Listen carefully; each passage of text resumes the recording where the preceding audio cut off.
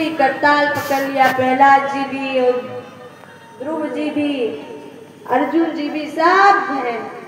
कोई करताल पकड़ लिया, कोई मजीरा पकड़ लिया। नारद जी अपनी वीणा पे ही तान को छेड़ रहे हैं। इतना सुंदर संकीर्तन आरंभ हो गया। भक्ति मैया तो ताथा तैया करके अपने दोनों पुत्रों के साथ में नृत्य कर रही है।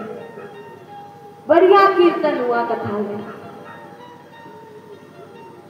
और महाराज भगवान इतने प्रसन्न हो गए, इतने प्रसन्न हो गए कि बोले कि सारे भक्तजनों से बोले, आपको जो मांगना हो आप मांग लीजिए, बताइए। ये कृपा कथा सुनने का प्रभाग्य, आज भगवान स्वयं प्रकट हुए हैं और बिना बुलाए प्रकट हुए हैं। यहाँ ऋषि मुनि करोड़ों वर्षों तक तपस्या करते रहते हैं और अनेक जन्म लेने के बाद भी कहीं जाकर उनको भगवान का दर्शन होता है।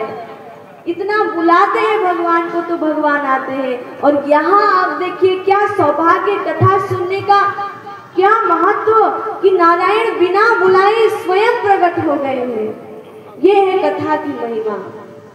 और कह क्या रहे हैं, आपको जो चाहिए, आपको जो वरदान मांगना हो आप मांगिए।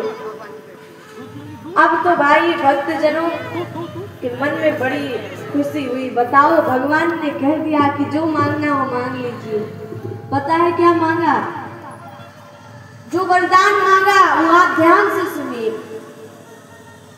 सारे भक्तगणों ने मांगा कि हे प्रभु, हम आपसे एक ही वरदान मांगते हैं कि हमारी अभिलाषा है कि आज के बाद जहां जहां भी आपकी कथा हो, जिस जिस स्थान पे आपकी कथा हो, आप अपने पार्षदों सहित अवश्य पधारिए।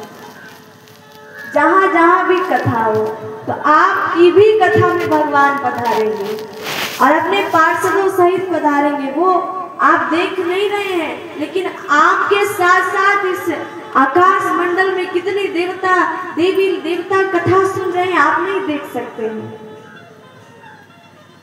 भगवान ने क्या कहा? तथास्तु, मैं ये वरदान देता हूं कि आज के बाद जहां भी कथा होगी मैं अवश्य जाऊंगा। और इतना कहकर भगवान उनका ध्यान हो गए और कहते हैं भगवान की ये कथा कब कब हुई ये भी लिखा है। भगवान के स्वधाम गमन के 30 वर्ष बाद श्री सुखदेव जी ने इस कथा को राजा परीक्षित को सुनाया और उसके 200 वर्ष बाद इस कथा को गोकर्ण जी ने धुंधकारी को सुनाया और उसके भी 30 वर्ष बाद सनकादिक ने नारद जी को ये कथा सुनाई। इस प्रकार ये कथा फिर आगे चल के गांव-गांव में होने लगी और जन जन तक पहुंचने लगी। द्वापर युग में बड़ी कठिन थी, लेकिन आज हम सबके लिए सरल हो गई है ये कथा। जन जन तक कथा आ रही है, सब श्रवण कर रहे हैं। इस प्रकार से भागवत जी का महात्म्य बताते हैं। उसके बाद भागवत जी का प्रथम स्कंद प्रारंभ होता है और यहीं से ही भागवत जी का आरंभ होता है। पहले भागवत जी का महात्म्य बताया गया है। महात्म्य मतलब महत्व, इसको सुनने का महत्व क्या है। जब हम उसको जान लेंगे तो ज्यादा भक्ति रहेगी।